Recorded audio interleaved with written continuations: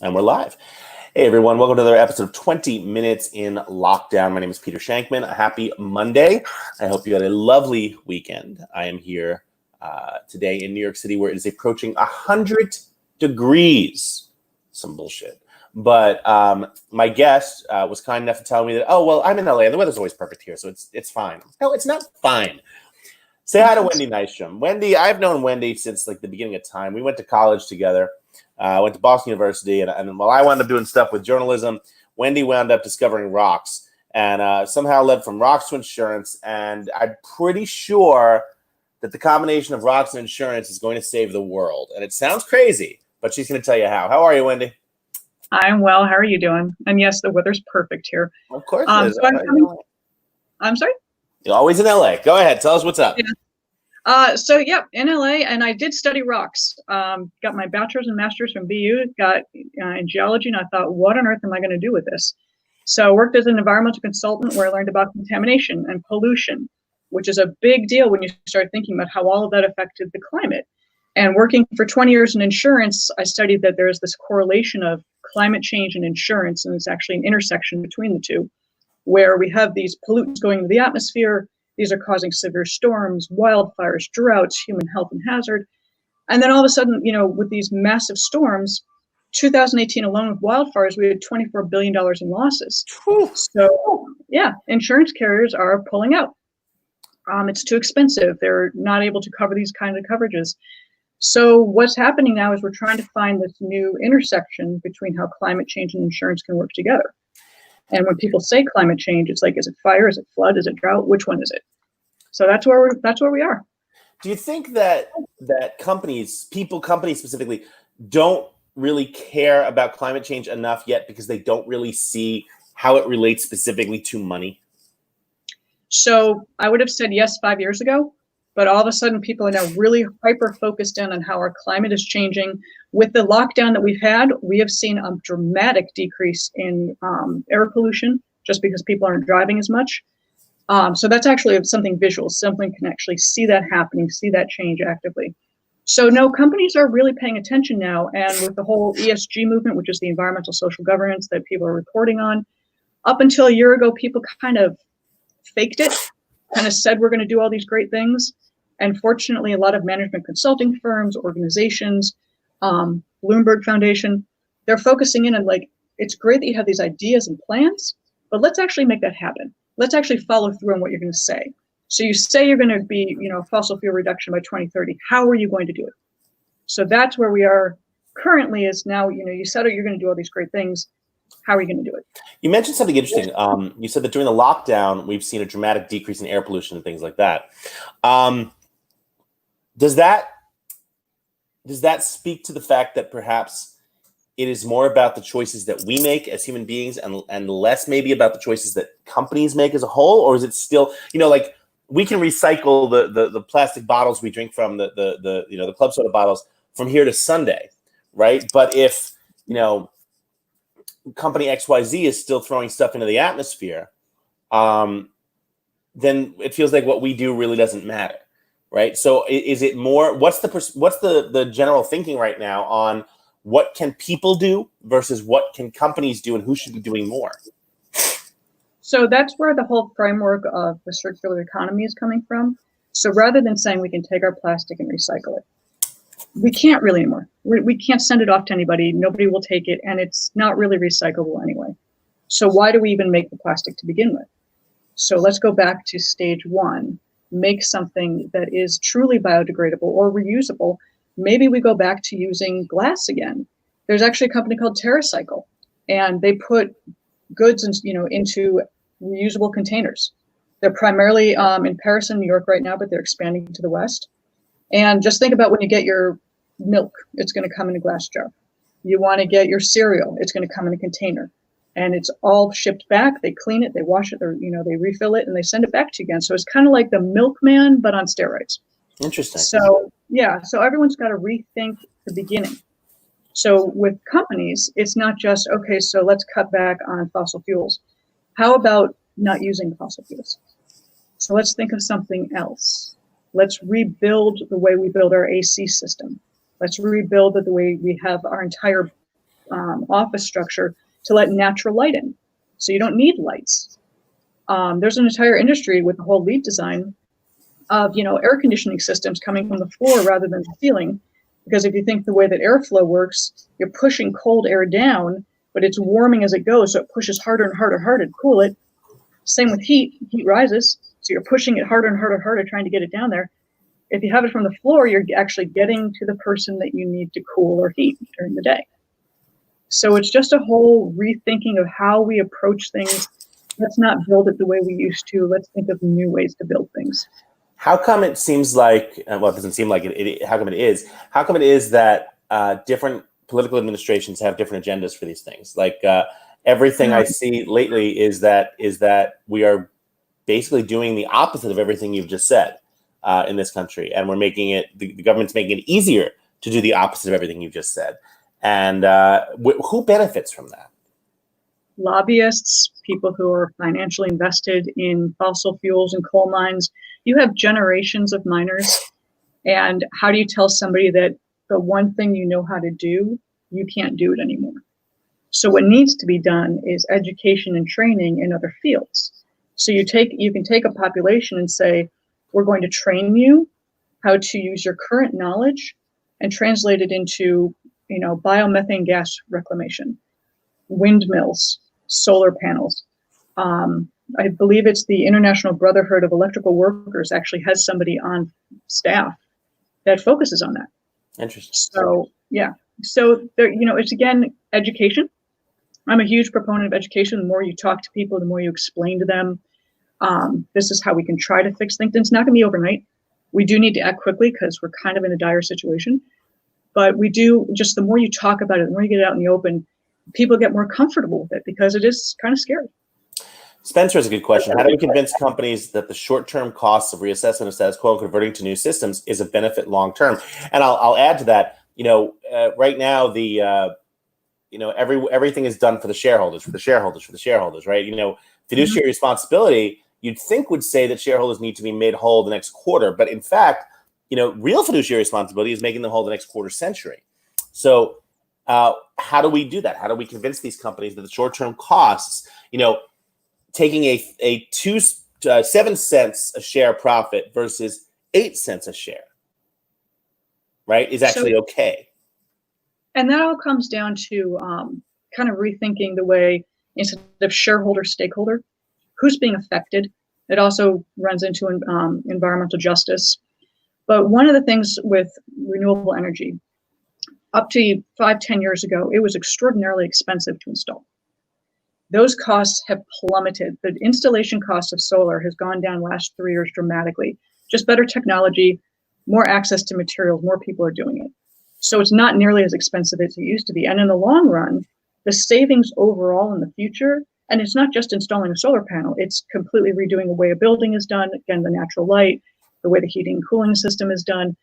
If people just take it as a whole encompassing situation, you'd actually see more profits on the end. And it wouldn't be immediate. Those first couple of years, and there are plenty of analyses that you can look at. I don't have them handy right now, but you can see that and just see that your initial cost will be high, but you will make that money back within 5 to 10 years. So you do have to think longer term. So what's still holding the companies back?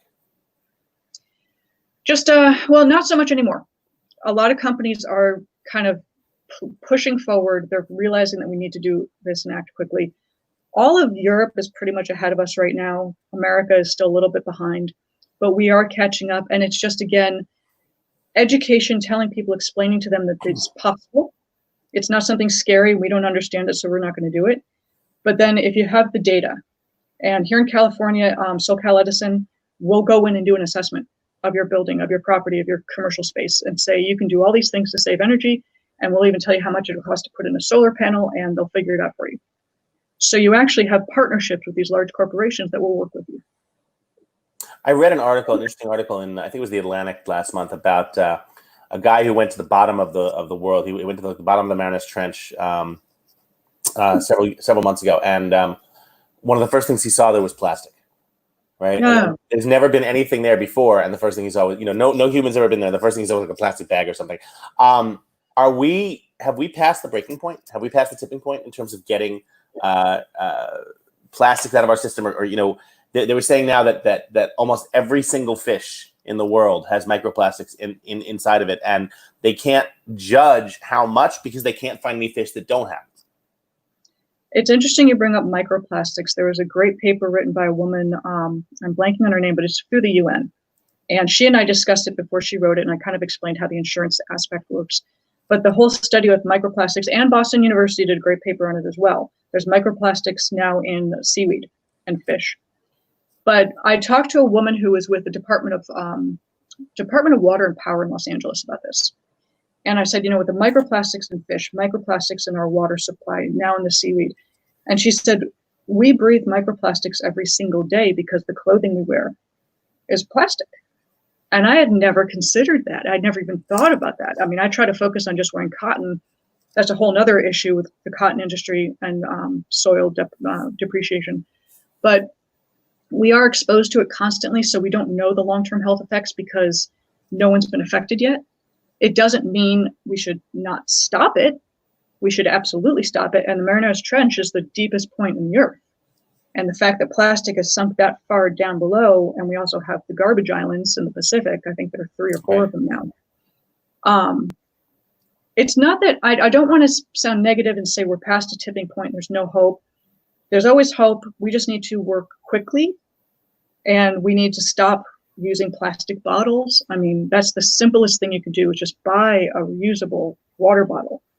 And there's no reason to buy tap water in a bottle. It's the standards are less than what your drinking water is. So there's really no point in carrying that. And it's just little steps. I always tell people every little step helps. No shaming, no belittling somebody, no yelling at people. Just every little bit can help. And let's try to move things forward. And the more you educate, the more you talk. I remember an episode of Mad Men. I don't know why this popped in my head. Probably season 2 or something, where Don Draper takes his family out for a drive at a picnic in his new car. Yeah, and he finishes at the end, and he tosses, just lifts up the blanket and tosses all the refuse, all the trash just goes flying. And it really, really stuck with me because we don't see that as much anymore. It's sort of been like society doesn't appreciate garbage. It doesn't appreciate us leaving our garbage anywhere. So we've gotten to that point, right? So do we have to make, basically, if you remember in college and a little bit beyond, smoking wasn't, we knew it was bad for us, but it wasn't societally shameful. No, we all did it. Right? We all smoked because it was healthy, right? But it wasn't bad for us. It wasn't societally shameful. We all did it. And so then over the last 20 years, we've seen that shift where it's no longer acceptable, right? If you smoke, you're obviously less intelligent, less informed, right? We've started associating smoking with different parts of the country type thing, right? So are we going to get to a point? Do you think it has to do it's psychological? Do you think we're going to get to a point where we say the same thing from a mental perspective? Like, oh, God, he's using renewable plastic. He must not be, he's using another plastic bottle. He must not be that smart. And are we going to see that because shaming for whatever it is tends to work? Yeah, I mean, I don't like shaming because I don't like making other people feel bad. But there does have to be some responsibility with your actions and what you're doing. And there is no such, I mean, people say there's, when they say recyclable plastic or compostable plastic, most of the plastic that they claim is compostable actually has to be heated to a certain temperature before it can be composted. That being said, you're heating something, you're creating greenhouse gases. So this is a bad thing. There are many companies nowadays that are making a bioplastic, so completely plant-based. You can throw it in your back garden, it will decompose. That's what we need to focus on. But the shaming aspect, go ahead. No, please. I just say the shaming aspect, I don't like aggressiveness, and you've known me long enough. I'm a big mush. I don't like people yelling and screaming and fighting. I try to talk to people in a reasonable manner until, of course, I get pushed to that over the edge, and you've seen it where, stand back. But I try to keep it calm and educate and just teach as much as possible. That's where I'm coming from. Last question, who do you think is going to lead us out of this? Is it going to be industry? Is it going to be of course, now I can't remember her name, the 14-year-old, Greta Thunberg. Is it going to be the Greta Thunbergs? Is it going to be industry? Is it going to be the next generation of kids? It's certainly not going to be the old white guys, right? So who's going to do it? Very true. I mean, there are some old white guys that are doing quite a bit, so let's not dismiss them completely. Not all the old white guys. Okay. However, I think it's a collaboration of everybody. So Greta Thunberg has actually brought it to people's attention. Now, mind you, a lot of the shaming, the yelling, the saying, how dare you, that's not my particular style, but it was effective. It got people talking. Industry is now responding. You know, you have Mike Bloomberg, the Bloomberg Foundation, right. They are focusing on that heavily. So there's somebody who's very prominent, very, out there, and they're supporting it, they're moving it forward. And the more people are doing this, they say, well, I should do that too. And it's also that sort of being responsible. It's not shaming, it's more of saying, well, I guess I should do this too, because I don't want to be on the outside looking in. And we have more technology, we have more people thinking about it. That's probably the most important factors. You have more of the younger generation really focusing on modular technology. Instead of throwing away your washing machine because one part's broken, take out that one part, replace it, put it back in. You don't have to get rid of the whole thing. So it's just a way that we're rethinking the whole thing. Last point. Do you think we are where you thought we'd be 20 years ago, or are we behind or ahead? Oh, I think we're behind. I mean, I'm a kid from the 70s, and, there was a lot of garbage. I mean, I was actually born in California, and my mom would tell me, I didn't know, yeah, you probably didn't know that. Yeah, I was born in Pasadena. And the air quality was so bad that the police would come around and say, children and elderly had to be inside. So we have improved.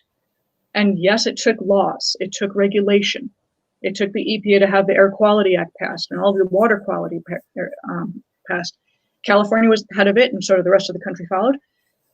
We're destroying those very laws right now, which is extremely troublesome to me.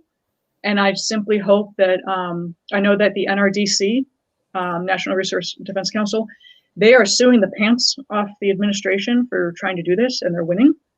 Okay. So they are. You don't hear about that a lot. You only hear about the laws being disemboweled. You don't hear about them winning. It's not, I mean, it's a slow process. It's, first of all, the administration immediately hacks it and says, we're stopping this. So then the lawsuits get filed, the litigation gets started. So little by little, they're pulling them back, but it's slow. And it's not 100% either. And unfortunately, I just really hope that either the current administration wakes up to this fact and realizes we're doing more harm than good, or we have a new administration come in and fix the situation. I think it's going to be the second. Unfortunately, I don't think the current administration sees any reason to change. Spencer has a last question, which actually is a good one, so I'll leave that. If you had the White House's ear, or let's say the new administration comes in, what would be the first policy change or implementation you would lobby or push for? I'd think I have to go with the new administration. I don't think I would get much of an audience with who's currently there. The very first thing, geez. I would say transportation right now is a huge issue. Most greenhouse gases are emitted by semi-trucks, trucks. So during the lockdown, if you went out on the street and drove anywhere, which it was you and 5 other cars, there were trucks everywhere, semis, because we have to transport our goods. We have to get our things from point A to point B. That's why I feel like companies like Hyperloop, and there are several Hyperloop companies out there, one of them is just going to hopefully focus on transporting goods where it's, electric, magnetic rail, whatever they want to use, and they just get it, transported that way. But we have to get the trucks off the road. That's what is, there's so many. I can't pick one. I honestly can't pick one. But I think you start with what's reasonable and easy and work your way from there. All right. That's a good answer, isn't it? We're going to have you back, Wendy. This was great. Thank you. How can people find you? How do people find me? So my email is nystromwendy@gmail.com. So it's last name, first name. I'm on LinkedIn. That's easy. I'm all over LinkedIn. And, I guess through you can always put people in touch with me. So, yeah. Very cool. Wendy, thanks so much for taking the time today. Guys, 20 minutes in lockdown. Hope you enjoyed it. If you like it, send me money. No, I'm just kidding. You don't have to do that. But what you can do, actually, if you want to, is you could support my Ironman training at shankman.com/Ironman. I am training for Kona in February, and I got, thanks to the lockdown, I am way behind in my fundraising. So shankman.com/Ironman would be awesome. Thank you, Wendy. We'll be back, I think, later this week. We have another broadcast, and Wendy, we'll have you back on soon. Thank Everyone, you. have a great day. Stay cool. If you're in the Northeast where there's currently a heat waves, check on your neighbors, especially if they're elderly. Find out if they need anything, help them out. All right. See you guys soon.